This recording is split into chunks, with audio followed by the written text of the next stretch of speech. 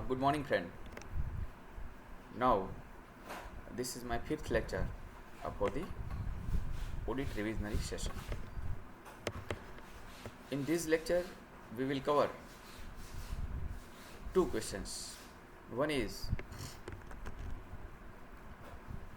differentiate the statutory audit from the internal audit, and get the difference between statutory audit and internal audit. And question number 2 is various types of audit. Today we will discuss various types of audit in this lecture.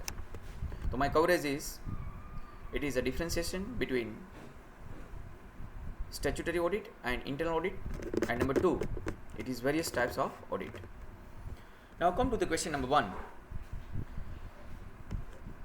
What are the differences between statutory audit and internal audit? That we will discuss today.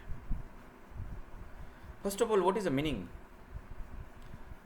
जो मैंने आपको statutory audit की definition पढ़ाई थी in the session 1, it is an independent and systematic examination of financial statement. Independent and systematic examination of what is second component? Financial statement. Why? To give the opinion. These three components are there in the statutory audit definition. But internal audit, what is internal audit? First of all, try to understand what is internal audit. Internal audit is nothing. It is conducted by the top management advisor, by the top management expert, by the top management employees. And what is the coverage of the internal audit? In case of the internal audit, first of all, why internal audit is carried out? Yesterday we discussed in the organization, a best internal control system is required. It is the responsibility of the top management to set the best internal control system within the organization. If the top management has set the best control system, for example, in the organization there are 25 departments, and for all department, top management has designed best internal control system. Now, top management has set it. उसका implementation proper हो रहा है, yes और no? सभी employee properly follow कर रहे हैं, yes और नो? वो भी चेक करना पड़ेगा. जस्ट अच्छा डिसीजन लेना दैट इज नॉट इम्पोर्टेंट. अच्छा डिसीजन लेके उसको इम्प्लीमेंट करना और उसका पूरा कंट्रोल करना, that is a part of the success game, that is a part of the success story. तो to set the best internal control system, it is a responsibility of the top management, and at the same time to implement it and to control it, to monitor it, it is also responsibility of the top management. The internal control system normally 3 phase होता है. Number 1, to design the control system. Number 2, implement it properly. And number 3, monitor it properly on day-to-day basis. So my question is now, to design and implement it is the responsibility of the top management. At initial level they have set and they have implemented it. And thereafter on routine basis, on day-to-day basis, whether all employees are properly complying with, are properly following the internal control system, yes or no, वो examine करने के लिए top management auditor को appoint करता है. That is called internal auditor. Internal auditor scope of work is to examine that जो top management ने internal control system बनाई है वो सभी एम्प्लॉय प्रॉपरली फॉलो कर रहे हैं, यस और नो. वो चेक करने के लिए जो आता है that is called internal auditor. तो I can say it is a part of the top management. Internal auditor is a part of the top management. He is a personal adviser of the top management. अगर internal control system, वही तो internal auditor आकर क्या करता है? वो 2 चीज़ करता है. नंबर 1, इंटरनल कंट्रोल सिस्टम सभी एम्प्लॉय प्रॉपरली फॉलो कर रहे हैं. अगर किसी ने डेविएशन किया, इंटरनल कंट्रोल सिस्टम से डेविएशन लिया, तो कल भी मैंने बताया था, it is considered as fraud. 5 लोग को पावर दिया. टेक एन एग्जाम्पल, परचेस के लिए 5 लोग को या तो 7 लोग को पावर दिया गया, 7 लोग को पावर दिया परचेस ट्रांजेक्शन के लिए पूरा. एक बंदे को मटेरियल रिक्विजिशन नोट बनाने का, सेकंड बंदे को उसका कोटेशन मंगवाने का, थर्ड एम्प्लॉई है वो उसका कंपेरेटिव प्राइस स्टेटमेंट बनाएगा, फोर्थ जब भी ऑर्डर आएगा तो सिक्योरिटी गेट पे वो एंट्री लोड करेगा परफेक्ट, फिफ्थ क्यूसी वाला क्यूसी चेक करेगा उसका, 6 जब गुड स्टोर में आएगा तो जीआरएन रेडी होगा, 7 अकाउंट में बिल आएगा तो वो अप्रूव करेगा, चेक करेगा, एंड 8 जब पेमेंट होगा तब कंपनी के डायरेक्टर और एमडी लेवल पे वेरिफिकेशन होगा। तो ये 8 लोग में पावर डिवाइडेड है फॉर एग्जांपल। मगर किसी ने, तो हमारी इंटरनल कंट्रोल सिस्टम ऐसी है कि जो 8 लोग में डिवाइडेड है, बट कोई एक बंदा ने पूरा पावर एक्सरसाइज कर लिया, या 8 का पावर एक ही बंदा ने एक्सरसाइज कर लिया पावर, तो meaning that it is a deviation from the internal control, it is a fraud, it is treated as fraud. So now I hope you are understanding, you are getting my point exactly. What I like to deliver, you are getting exactly what it is. Internal control system SOP top management ने set किया, organisation में properly implement किया। अब वो सभी employee properly follow कर रहे हैं, यस और नो, वो चेक करने के लिए इंटरनल ऑडिटर आता है। जो ऑडिटर आता है that is called internal auditor. तो इंटरनल ऑडिटर 2 चीज़ का केयर करेगा। नंबर 1, वो चेक करेगा जो टॉप मैनेजमेंट ने इंटरनल कंट्रोल सिस्टम बनाई है उसका प्रॉपर कंप्लायंस हो रहा है by each and every employee. And number 2, internal control system तो परफेक्ट है ना, whether there is an effective internal control system, yes और no, in the changing time environment. अगर इंटरनल कंट्रोल सिस्टम वो review करेगा, इंटरनल कंट्रोल सिस्टम में कोई जगह पे करेक्शन की रिक्वायरमेंट है तो वो भी सजेशन देगा, accordingly top management will correct it. तो 2 चीज वो करेगा। Number 1, to examine the internal control system whether it is up to the mark, yes और no, whether it is up to the mark 100% perfect, yes और no. And number 2, एक बार 100% perfect control system हो जाए, बाद में सभी employee properly follow कर रहे हैं, यस और नो, वो चेक करने के लिए जो ऑडिटर मंथली बेसिस पे आता है, normally internal auditor monthly basis पे आता है, मंथ खत्म होता है वो पूरा वेरीफाई करता है, मंथली बेसिस पे आता है, क्वार्टरली बेसिस पे आता है, और वो चेक करेगा सभी एम्प्लॉय टॉप मैनेजमेंट की internal control system properly comply कर रहे हैं, यस और no, that is called internal audit, internal audit. तो now I am going to differentiate and what is called statutory audit. Statutory audit means balance sheet audit, जो balance sheet auditor sign करता है वो, it is a statutory audit. अभी इतना याद रखो, बाद में मैं स्टैट्यूटरी ऑडिट में डेप्थ में जाऊंगा जब मैं टाइप्स ऑफ ऑडिट डिस्कस करूंगा तब। Now we are differentiating statutory audit from the internal audit. हम इसमें 10 डिफरेंस रखेंगे, आपके माइंड में कंप्लीट रहेगा। तो इसमें देखो 3 क्वेश्चन कवर होगा। क्वेश्चन नंबर 1, अगर स्टैट्यूटरी ऑडिट का आपको शॉर्ट नोट आता है, क्वेश्चन आता है, तो आप लिख सकते हो 10 पॉइंट। अगर इंटरनल ऑडिट का क्वेश्चन आता है तो उसका 10 पॉइंट लिख सकते हो, एंड डिफरेंशिएशन आता तो भी आप 10 पॉइंट लिख सकते हो। तो 3 क्वेश्चंस यहाँ कवर्ड है। तो this is most important question from your exam view point, from professional exam view point. Now the first point is, it is a meaning. Statutory audit means it is an independent and systematic examination of financial statement to give the opinion. That's it. वो हमने detail में discuss किया lecture number 1 में। Internal audit means to examine whether all employees are properly complying with the internal control system set by the top management, yes or no. That is internal audit. Number 2, statutory auditor को opinion देना है, balance sheet market में जाने वाली है, तो he must be independent auditor. He should not be having any relationship with the top management. He is not an advisor of the top management. He is independent person. तो meaning thereby यहाँ independence is required. He must be independent. Internal auditor तो top management का advisor ही है, उसका personal advisor है, तो यहाँ independence may or may not be required. Yeah, he may be independent, may not be independent, चलेगा internal audit में, but statutory audit में independence is 100% expected and required. Number 3, यहाँ इंडिपेंडेंट में बोलूँ meaning thereby practising auditor, practising chartered accountant, practising cost accountant, जो भी है, जो एप्लीकेबल है, practising and independence meaning thereby आपका अगर आप ऑफिस चला रहे हो, आप प्रैक्टिसिंग हो, then you can carry out the independent audit, statutory audit. And यहाँ कंपनी का एम्प्लॉय भी इंटरनल ऑडिट कर सकता है। कंपनी का हो सकता है बाहर का पर्सन हो या तो कंपनी का एम्प्लॉय हो, वो भी इंटरनल ऑडिट कर सकता है, because independence is not required. Number 4, statutory audit is mandatory for all entities, for all corporate entities, whether it is private limited company, public limited company, listed, unlisted, government, private sector company, all companies, company format को statutory audit is mandatory as per companies act 2013। Internal audit is not mandatory for all entity. Internal audit में 2 part है।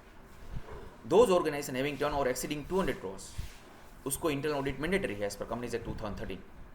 और जो छोटी company है जिसका turn over 200 crores से कम है, उसको internal audit is not mandatory, it is advisable but not mandatory. तो internal audit is divided in 2 parts, and statutory audit mandatory to all entities, all corporate entities. What is the coverage?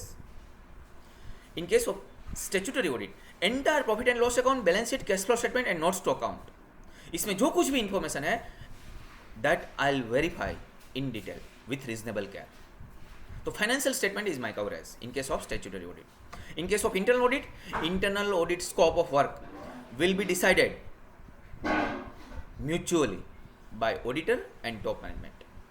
Top management and auditor सामने बैठेगा, वो decide करेगा कि only purchase check करना है या sales check करना है, प्रोडक्शन डिपार्टमेंट चेक करना है, फाइनेंस डिपार्टमेंट ही चेक करना है, फिक्स एसेट भी वेरीफाई करवाना है, इन्वेंट्री भी वेरीफाई करवाना है, तो एचआर डिपार्टमेंट लेना है, लीगल डिपार्टमेंट लेना है, जितने डिपार्टमेंट कवर करना है अकॉर्डिंगली फीस डिसाइड होगी. That's it. तो यहाँ देखो स्टेच्यूटरी ऑडिट में the scope of work is determined by law, is decided by law. And in case of internal audit, scope of work is decided mutually by top management and the auditor. Yes, here the scope of work is the financial statement with reasonable care, and yeah, scope of work based on the discussion between top management and the auditor. That will be the scope of work. Thereafter, come to the next point.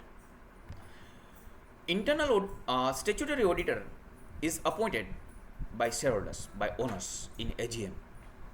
AGM में statutory auditor की appointment होती है because he should be independent from the top management. तो definitely the main owners have the power to appoint the auditor, and internal auditor is an adviser of the top management. तो definitely board of directors will appoint the internal auditor. It is a management, here owners. तो statutory auditor is appointed by shareholders and here can be appointed bye board of directors bye the top management. Removal, statutory auditor can be removed by the shareholders with special resolution, means 75% resolution with the prior approval of the central government. तो shareholders ही remove कर सकते हैं central government के approval के साथ. And यहाँ internal auditor can be remove by the board of directors. बाद में उसकी fees normally determined by the shareholders. जो अपॉइंट करता है वही बंदा रिमूव करता है, वही बंदा फीस डिसाइड करता है, एंड वही बंदे को रिपोर्टिंग होता है. एंड यहाँ भी ऐसा ही बोर्ड ऑफ डायरेक्टर्स अपॉइंट करेगा, बोर्ड ऑफ डायरेक्टर्स रिमूव कर सकता है, board of directors fees decide करेगा, एंड बोर्ड ऑफ डायरेक्टर्स ही को ही रिपोर्ट करेगा इंटरनल ऑडिटर. तो ये चार चीज़ देख लो, appointment, removal, fees and reporting. यहाँ शेयरहोल्डर्स करेगा, यहाँ बोर्ड ऑफ डायरेक्टर्स करेगा, टॉप मैनेजमेंट करेगा. What will be the format of reporting? यहाँ स्टेच्यूटरी ऑडिट में फॉर्मेट इज डिफाइंड फॉर्मेट. उसका फॉर्मेट स्टैंडर्डाइज फॉर्मेट है अक्रॉस द नेशन. जो उसका फॉर्मेट है कंपनीज एक्ट 2013 में से जो फॉर्मेट आ रहा और जो सी इंस्टीट्यूट ने जो कुछ गाइडेंस दिया अकॉर्डिंगली ही आपको रिपोर्टिंग करना है, आपको ओपिनियन ड्राफ्ट करना है. एंड यहाँ format is flexible. Internal audit में format is flexible, but normally what is advisable format? Normally मैं इस तरह से रिपोर्ट करता हूँ, द एरियाज एग्जामिन, कौन कौन सा एरिया चेक किया. नंबर 2, हमने क्या प्रोसीजर फॉलो किया हर एक एरिया में. Number 3, what are our observations, ये हम ले लेते हैं. नंबर 4, उसकी फाइनेंशियल इम्पैक्ट क्या है. नंबर 5, हाई इम्पैक्ट है या लो इम्पैक्ट है. And number 6, what are our suggestions, हमारा सजेशन क्या है. एंड नंबर 7, मैनेजमेंट ने उसके सामने क्या एक्शन लिया. This will be the format of the internal audit report. या हाँ, नाउ तो आपको एक चीज़ पता चल गई काफ़ी, इसमें मैंने 10-12 पॉइंट कवर किया, इसमें आपको काफ़ी क्लियरिटी आ गई. क्या? The statutory audit is a complete independent person appointed by the law and will deliver the independent opinion on the financial statement. An internal auditor is a part of the top management team. He may or may not be independent, and he is a personal advisor of the top management. He will take care whatever is agreed upon between him and top management. That care will be taken by the internal auditor. So these are the 10-12 differences between statutory audit and the internal audit. मैं एक और difference add करना चाहता हूँ. Statutory auditor is appointed under law, तो that is why statutory liability is there. Auditor की liability law decide करती है. And internal auditor is appointed by the top management, तो यहाँ स्टेच्यूटरी लायबिलिटी नहीं है. स्टेच्यूटरी ऑडिटर के केस में उसका जो फाइनेंशियल्स है, जो वो balance sheet and P&L sign करेगा, it will go in the market, it will be relied upon by the various stakeholders. तो that is why high responsibility is there in case of statutory audit. But यहाँ वो just top management के लिए ही है. तो यहाँ वो market में नहीं जाने वाला, इंटरनल ऑडिट रिपोर्ट मार्केट में नहीं जाने वाला. तो दैट इज़ वाई यहाँ जो रिस्पॉन्सिबिलिटी है it is only limited up to the top management, only limited up to the top management. Just be clear. तो complete segregation between statutory audit. So these 12 points are covered in statutory audit and the internal audit. So this will be helpful at 3 levels. अगर statutory audit का question आता है तो 10 point लिख सकते हो, internal audit का क्वेश्चन आता है तो 10 पॉइंट लिख सकते हो, एंड दोनों का डिफरेंस आता है तो भी आप ये 10-12 पॉइंट लिख सकते हो. तो this is the difference between statutory audit and the internal audit. Now go for the next question. It is the various types of audit. This is also important question. इसके बाद का जो आपका चैप्टर है ना, वो पूरा चैप्टर उस पर ही है, टाइप्स ऑफ ऑडिट. तो मैं यहाँ ही कवर कर लूँ पूरा, आप आपके मॉड्यूल में से रिफर कर लेना, बट इतने टाइप्स के ऑडिट है. चलो मैं पहले स्टेचुटरी ऑडिट लेता हूँ. स्टेचुटरी ऑडिट कुछ various types of audits we I am covering. First देखना, मैं पहले 6-7 टाइप्स लिख देता हूँ और बाद में 1 by 1 में पॉइंट उसका सभी का कैटेगराइज करता हूँ, स्टैंडर्डाइज कर दूँ, तो सभी में आपको यूनिफॉर्मिटी मेंटेन हो. First is statutory audit as per companies act 2013, balance sheet audit. Yes, first. Second is it is an income tax audit. Income tax law में भी एक ऑडिट है, सेक्शन 44AB में, income tax audit. Number 3 is GST audit. Number 4 is cost audit. Cost audit comes from companies act 2013, तो cost audit. Number 5 it is a secretarial audit, वो भी companies act 2013 में से आ रहा है. It is normally conducted by company secretary and cost audit is conducted by cost accountant, CMA. So these are the audit. Number 1 statutory audit, I repeat. Second income tax audit. Third GST audit. Fourth cost audit. Fifth secretarial audit. Sixth internal audit. Internal audit. तो हम ये 6 audit एक साथ discuss करने के लिए जा रहे हैं. सभी लोग फोकस करें. मैं बेसिस ऑफ पॉइंट्स आपके सामने रखूँगा, या बेसिस ऑफ डिफरेंसेस मैं आपके सामने रखूँगा, तो आपको एकदम स्टैंडर्डाइज रहे, एकदम यूनिफॉर्मिटी रहे. ये 6 ऑडिट है सीक्वेंस में. Yes. Now, what is the first point? Number 1. First is the coverage. What will be the coverage in the various types of audit? अलग अलग ऑडिट है, अलग अलग कवरेज है, अलग अलग लोग ऑडिट करने के लिए आने वाले हैं. हो सकता है कोई एक एंटिटी को सभी ऑडिट एप्लीकेबल है, तो सभी ऑडिट आपको करवाना पड़ेगा. यस. तो फर्स्ट इज कवरेज. आपको देखा स्टेचुटरी ऑडिट में coverage is profit and loss account, balance sheet, cash flow statement and notes to account. इसका रीजनेबल एग्जामिनेशन करना, that is my coverage. Internal audit में coverage scope of work is decided by management and auditor mutually. कितना department लेना है, जितना department decide होगा accordingly fees decide होगी. Yes. तो वो दोनों साथ में बैठ के वो डिसाइड कर लेगा. पर normally the internal control system की पूरी केयर करना, that is the coverage of the internal auditor, internal audit. Third it is a income tax audit. In case of the income tax audit coverage is income tax में normally why audit is carried out to verify, to examine कि proper income tax liability is calculated by the businessman, by the SSC, yes और no. वो calculate करने के लिए income tax audit होता है, and that is expected from the auditor. तो what is the coverage? To examine the tax liability, calculation of tax liability, proper calculation हुआ है, यस और नो. मीनिंग दैट 505 एड का परफेक्ट वर्किंग हुआ है, ATC to ATU का deduction proper claim किया है, जो भी है, advance tax carry forward set off clubbing, सभी प्रोविजन प्रॉपर्ली एप्लीकेबल किया है, and accordingly tax liability finalize हुआ है. पर normally by and large it covers the PGBP, profit and gain from business और प्रोफेशन.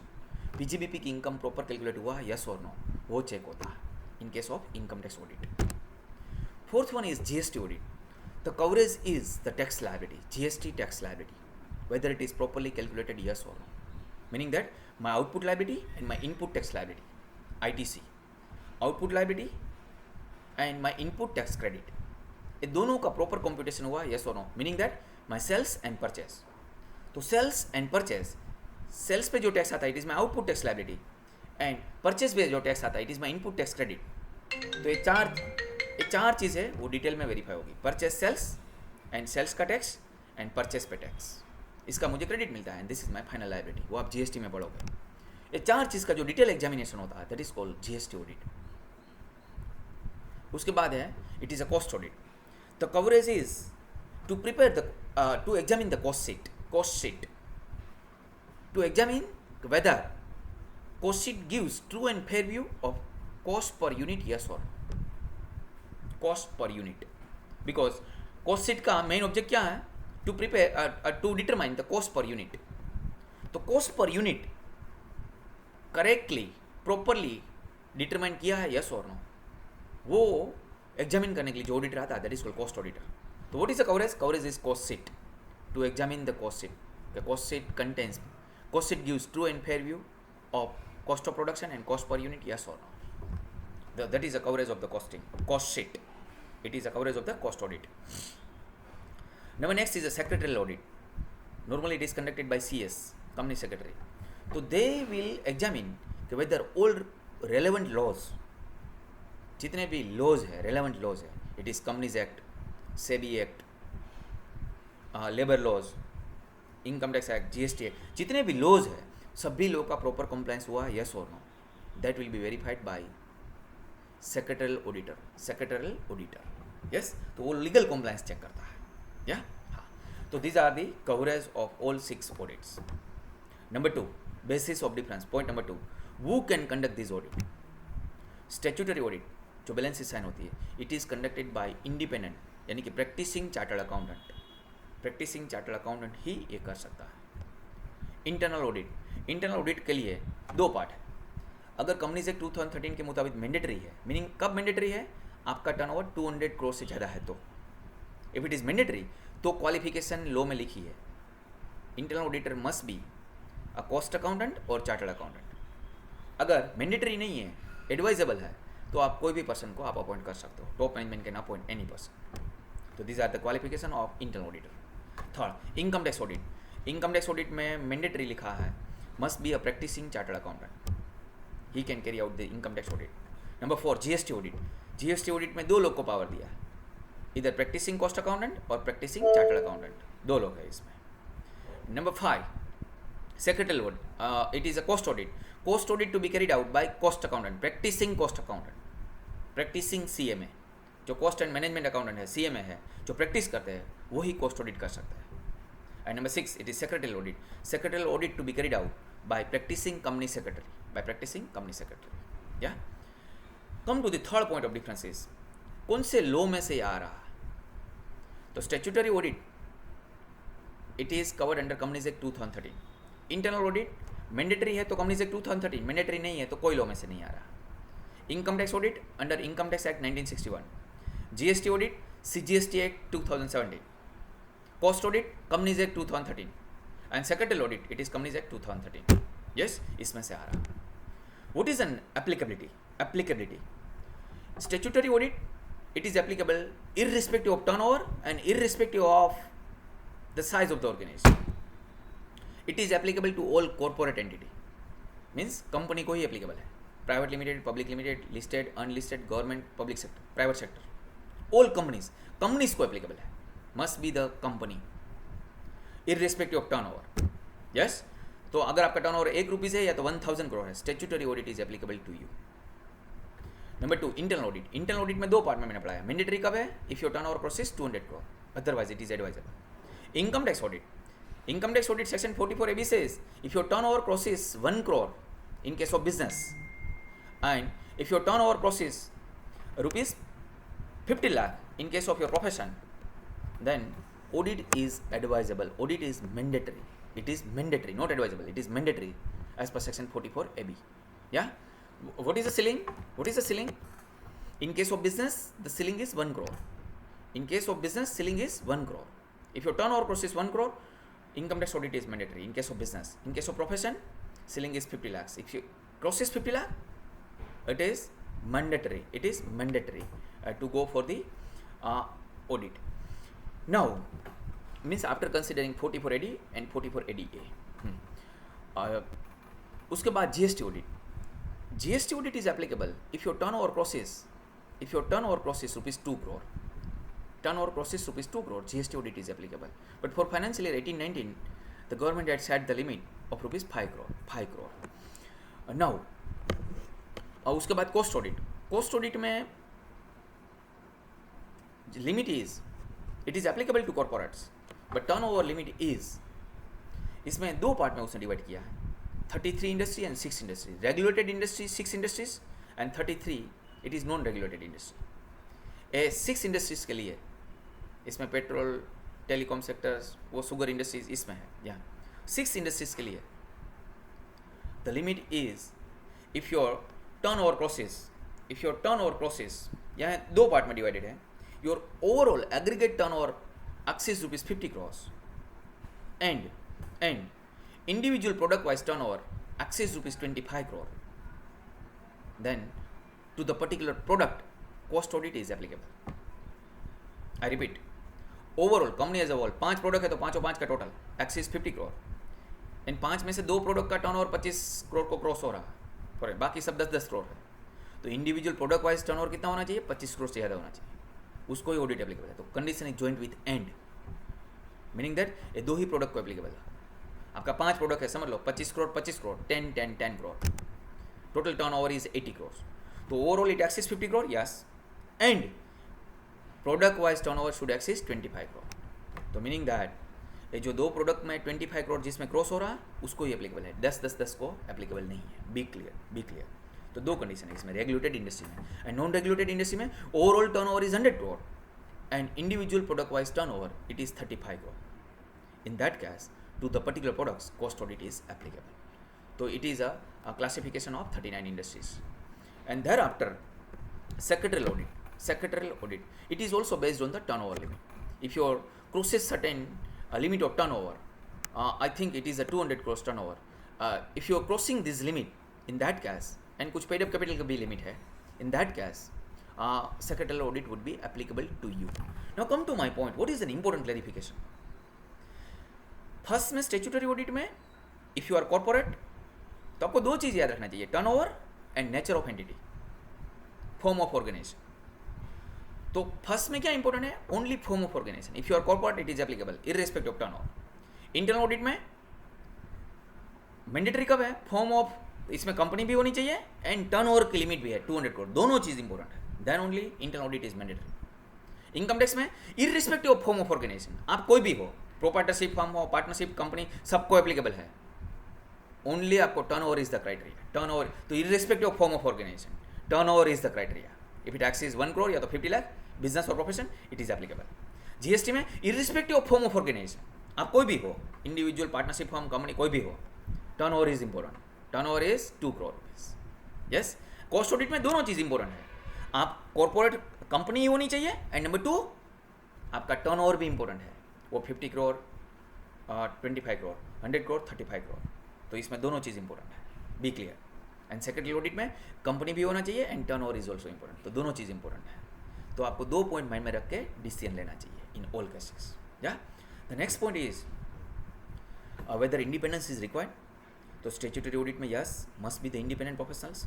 इंटरनल ऑडिट में जब mandatory है या तो नॉट मैंडेटरी है, वो इंटरनल ऑडिट में, इसमें इंडिपेंडेंट में और मे नॉट भी इंडिपेंडेंट चलेगा, एंड बाकी सभी में स्टेचुटरी है, क्योंकि income tax audit, GST audit, cost audit and secretary audit, तो definitely independence is important. Independence is important. कौन अपॉइंट करता है? Who is an appointing authority? तो स्टेचुटरी ऑडिटर आपको पता है, appointed by members, shareholders. Internal audit it is appointed by the top management, board of directors. Income tax audit by the board of directors, GST audit by board of directors, and cost audit by the board of directors, and secretary audit by the board of directors. तो other than statutory audit all are appointed by the board of directors. क्यों? क्योंकि statutory auditor का report है, balance sheet, PNL, it will go in the public, तो उस पर ज़्यादा rely करना है, तो कंप्लीट इंडिपेंडेंस चाहिए, इसलिए power is given to the real owners, it is a share holders. उसके बाद अपॉइंटमेंट ठीक है, उसकी रिमूवल भी नॉर्मली यही फैशन में रहेगा आपका, जो नॉर्मली अपॉइंटिंग अथॉरिटी है उसके पास रिमूवल पावर है, एंड फीस भी नॉर्मली जो अपॉइंट करता है वही रिमूव करता है। रिपोर्टिंग नॉर्मली रिपोर्टिंग भी सेम वे पे होता है, या जो अपॉइंट करता है उसको ही नॉर्मली रिपोर्टिंग होता है, या तो इन दिस वे। एंड सबसे इंपॉर्टेंट इसमें चीज़ है, इट इज़ अ कवरेज जो मैंने आपको बताया, कवरेज पे खास फोकस होता है। तो in this way we can segregate the various types of audit. I repeat in a last 1 minute, statutory audit में coverage is my entire PNL, balance sheet, cash flow statement, notes to account, true and fair view.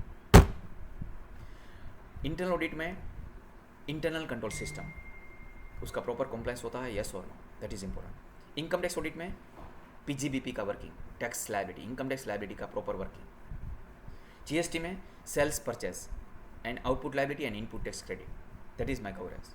Cost audit में cost sheet, it is cost per unit. Secretary audit में all legal compliances to be examined thoroughly. That will be the scope of work. So these are the various types of audit. Yes. हाँ. हम यहाँ complete करेंगे अभी ये session, और next session में कोई और हम अच्छे पॉइंट्स कवर करेंगे. चलो, गुड बाय, गुड डे.